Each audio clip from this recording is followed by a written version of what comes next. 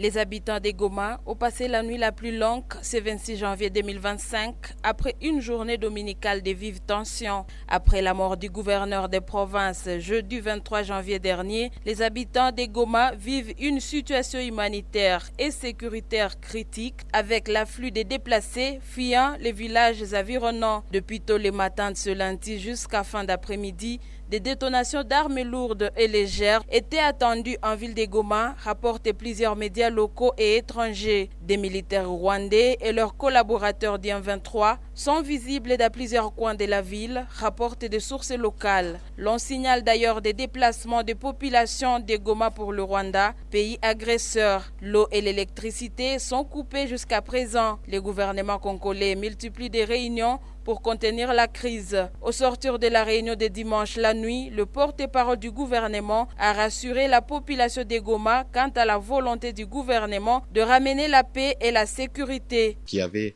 à la fois le besoin de suivre de près la situation sécuritaire à Goma. Vous savez que ce matin, des camps des déplacés ont notamment été touchés par des bombes. Il était question d'étudier tous les mécanismes, notamment avec les responsables tant au niveau du gouvernement qu'au niveau de l'armée, pour voir comment on assure la protection et la sécurité des populations. Le président de la République a tenu d'abord à exprimer toute la solidarité du gouvernement et de lui-même envers nos populations qui sont affectées, et qu'à ce niveau, toutes les dispositions sont prises pour nous garantir la sécurité et la protection des compatriotes.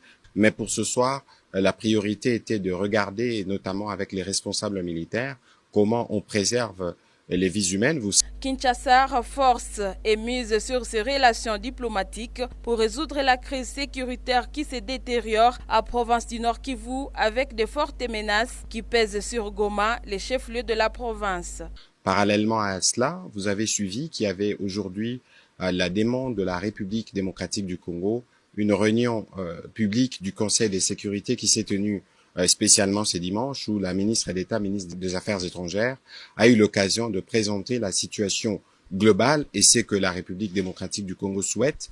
Et dans ces mêmes esprits, le président de la République a eu plusieurs contacts avec un contact diplomatique pour évidemment étudier tous les tours de la question. Suite à la situation de ces lundis, de populations sont restées à l'abri dans leurs maisons, craignant pour leur sécurité. Par ailleurs, la prison centrale de Munzenze à Goma s'est vidée de ses locataires.